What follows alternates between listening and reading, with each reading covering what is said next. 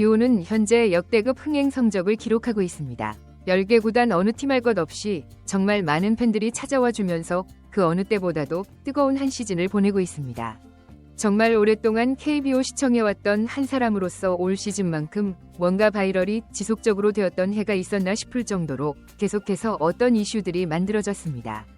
그리고 그런 핫 이슈에는 반드시 이 선수를 이야기하지 않을 수가 없겠죠.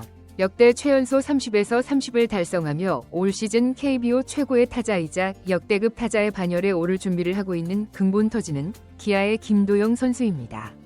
그래서 오늘은 김도영 선수에 대한 이야기를 해보려 합니다. 그냥 하면 다를 게 없으니 MLB 주로 다루는 채널답게 한 명의 선수를 통해 김도영 선수에 대한 이야기를 풀어보려 합니다. 바로 캔자스시티 로얄스의 간판 스타 바비 윗 주니어 선수입니다. 우선 김도영을 설명하는 데 있어 바비 윗 주니어를 비교 대상으로 삼은 이유는 실력의 여하를 두고 판단하기보다 올 시즌 보이는 기록과 더불어 야구로 하는 관점과 스타일이 비슷하다고 판단되었기 때문입니다. 우선 바비 윗은 스포모 시즌이었던 지난해 30홈런 49도루를 달성하며 새로운 스타가 탄생할 것이다라는 느낌을 강렬하게 각인시켰죠. 그리고 3년차 시즌이 되는 올해 시즌 150게임에 출장해 30홈런 28도루를 하며 사실상 거의 30에서 30은 하지 않을까 하는 생각이 드는 수치를 기록하고 있습니다. 그렇게 되면 30에서 30을 2년 연속 기록하게 되는데 그의 올해 나이는 고작 만 24살입니다. 네, 최연소 2년 연속 30에서 30을 달성하게 됩니다. 김도영도 올해 3년차 시즌이죠. 다만 김도영은 2003년생으로 바비보다 3살 어립니다. 10월이 되면 21살이 되는 만 20세 시즌으로 129게임에 출장해 35홈런 38도루를 달성해 개인 통산 최초 30에서 30을 작성하게 되었습니다. 진짜 잘하면 한국인 최초 그리고 역대 두 번째 40에서 40을 기록할 수 있는 수치까지 하죠. 세부 기록지 재미있습니다. 바비 주니어의 타율 .336, 출루율 .389, 장타율 .603, WRC 플러스 170, 김도영의 타율 .345, 출루율 .419, 장타율 .643, WRC 플러스 168, 유사한 기록을 보이고 있습니다. 또 하나 포지션에 대한 부분을 이야기해야겠다. 포지션에서는 차이가 있습니다. 바비 윗도 첫 시즌은 3루수였지만 리그 적응을 끝내고 난 지난해부터는 본격적으로 풀타임 유격수로 출장하기 시작했죠. 한편 김도영은 3루수입니다. 개인적인 생각이긴 한데 일부 부정적인 팬들이 말하는 백핸드 수비의 불안함 그리고 타구 판단에서 아쉬운 부분이 있어 유격수가 절대 불가능하다는 판단까지는 절대 아니라고 봅니다. 경험이 쌓이면 충분히 좋아질 법한 수비수입니다. 수비할 때 보면 기본기가 부족하다거나 몸이 딱딱한 느낌은 전혀 아니거든요. 다만 이제 기아의 박찬호라는 유격수의 좋은 수비를 보여줄 수 있는 선수가 있기에 굳이 유격수로 옮기진 않을 것 같긴 합니다. 이게 나중에 MLB로 가게 될 때 어떻게 작용될지는 지켜봐야겠습니다. 수비 이야기가 나온 김에 수비에 대한 이야기를 추가적으로 더 해보자면 수비 시 보이는 모습을 보면 둘 다 운동신경으로 많은 걸 커버하는 모습입니다. 기본적인 수비에 대한 접근이 비슷하죠. 그리고 기본적인 운동신경 자체도 김도영과 바비 주니어가 그렇게 큰 차이가 나지 않는다고 봅니다. 둘 다 반응 속도, 스피드, 그리고 신체 탄력성 모두 최상급의 피지컬을 보유하고 있다고 할 수 있습니다. 다만 현재까지 수비에 대한 실력은 분명 바비 윗이 완성도가 훨씬 높다고 할 수 있습니다. 그리고 또 하나 차이가 있다면 송구력이돼요. 김도영 선수도 어깨가 진짜 좋은 편이거든요. 근데 바비 윗 선수 어깨는 정말 미쳤습니다. 김도영이 3년 동안 피지컬 트레이닝을 하면서 보강훈련 잘해주면 더 좋아질 여지가 아주 넘쳐흐르긴 하나 바비 주니어만큼은 아닐 것 같긴 합니다. 그런데 그런 생각은 듭니다. 3년 전에 바비, 그러니까 20살 대학생 시절의 바비 윗과 현재 김도영을 놓고 보면 과연 극복할 수 없을 정도의 차이라고 느껴질까? 전혀 그렇진 않을 것 같습니다. 물론 미국에서 야구하는 것과 한국에서 야구하는 건 매우 큰 차이가 있다는 것은 분명합니다. 단지 외부 조건을 제외하고 실링에 대한 부분만 본다면 말이죠. 그런 말이 나온 김에 실링에 대한 부분을 이어서 좀 볼까요? 그러기 위해선 기본적인 하드웨어부터 봐야 할 것 같습니다. 김도영은 183cm 85kg이라고 프로필에 적혀 있습니다. 근데 몸집이 확실히 더 커져서 조금 더 체중이 나갈 것 같긴 합니다. 바비 윗은 185cm 91kg입니다. 바비 윗도 보면 조금 더 나가지 않을까 싶긴 합니다. 어쨌든 기본적인 하드웨어는 바비 주니어가 조금 더 좋다고 볼 수 있습니다. 김도영 선수는 아직 나이가 20살이니만큼 앞으로 근력과 신경계를 계속해서 업그레이드 시키는 훈련을 해야만 합니다. 절대 이대로 만족하고 피지컬적인 성장을 멈추면 안 되죠. 그럼 다음은 운동신경을 볼 건데요. 스피드가 메인인 컬러인 두 선수의 운동신경을 판단하는데 가장 원초적인 부분인 질주 속도를 보겠습니다. 7월 10일에 있었던 LG 기아의 경기에서 김도영은 1루에서 3루까지 미친 질주를 해 동점을 기록했었는데요. 홈까지 들어온 시간은 대략 10.02초였습니다. 바비 주니어도 비슷한 상황이 있었는데요. 지난달 화이트삭스와의 경기에서 1루에서 홈까지 내달린 시간이 10.02초였습니다. 둘의 스타트 위치도 다르고 상황도 달랐지만 대략적으로 비슷한 구간으로 둘의 스피드도 알아볼 수 있었습니다. 그냥 둘 다 존나 빠릅니다. 그럼 다음으로는 파워와 반응 속도를 간접적으로 유추할 수 있는 타구 속도에 대해서 보겠습니다. 현대 야구에서 타구 속도는 거의 마성적입니다. 바비 주니어의 이 타구 속도는 MLB 그래도 상위 5% 안에 들 정도로 빠른 속도입니다. 만약에 김도영이 MLB에서 현재 보여주고 있는 타구 속도인 146km 정도로 보여줄 수만 있다면 상위 30에서 35% 정도로 들어갈 수 있는 수치가 됩니다. 보통 KBO 평균적인 수준을 MLB에서 트리플 A 사이 정도로 보는데요. MLB에서 이 정도 지표를 기록하는 20살이 선수는 어떤 팀이건 탑랭킹에 자신의 이름을 새기고 남을 겁니다. 확실히 현재 갖고 있는 재능의 측면은 분명히 가능성이 있다고 보여집니다.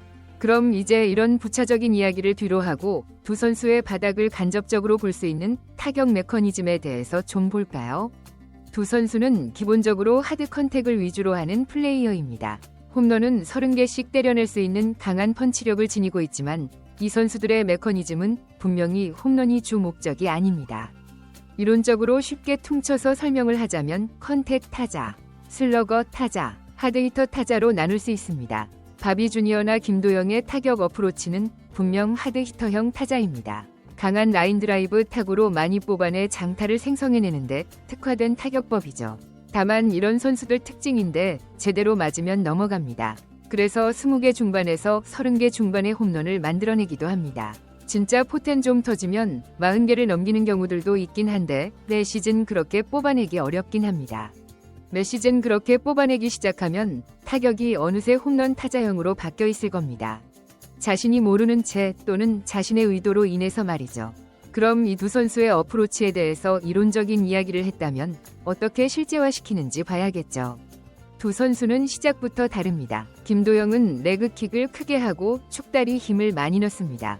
그렇기 때문에 그 축다리 무너지면 안 되니 무게 중심을 낮추고 힙들을 통해 안정적인 무게 중심을 만듭니다. 반면 상체는 전혀 크지 않은 꼬임을 만들어내죠. 꼬임의 줄기보다는 무게 중심을 이동해 강한 탁구를 만들겠다는 의도입니다. 반면 바비 주니어는 비교적 서 있는 자세로 타격을 시작합니다. 약간의 스텝만 무게를 뒤로 옮겼다 앞으로 이동시키죠. 하지만 상체의 동작은 김도영 선수에 비해 더 뒤쪽으로 배치되어 있음이 느껴지실 텐데요. 상하체의 꼬인 동작으로 힘을 만들어내기 위함입니다.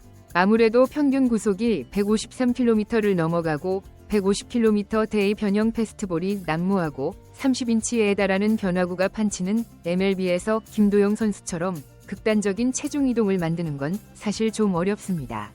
155km 이상의 빠른 볼에 대처하기가 너무 어렵기 때문입니다. 갈수록 MLB 타자들의 타격 모양이 비슷해지는 이유이죠. 지난 스즈키 영상에서도 보여드렸는데 일본 3대 타격 달인 중 한 명이었던 스즈키조차도 보폭을 줄인 이유가 그런 점 때문이었습니다. 다시 시작 지점이 끝나고 랜딩이 이루어지는 순간을 중심으로 넘어가 보겠습니다. 김도영은 뒤로 이동을 많이 시킨 만큼 체중의 이동폭도 큽니다. 근데 이렇게 크면 사실 단점이 있거든요. 준비가 늦는다는 건데요. 근데 김도영은 이 부분이 진짜 좋습니다. 랜딩과 동시에 골반을 회전시킵니다. 파워를 만듦과 동시에 준비를 끝내죠. 솔직히 완벽한 골반 움직임이라고 생각합니다. 힙턴의 힘도 그렇고 타이밍도 그렇고 이 정도의 기술 완성도가 20살 타자에게라는 말이 나올 수밖에 없다고 생각되네요. 근데 하체가 준비가 끝났다고 어깨까지 풀려버리면 망하겠죠.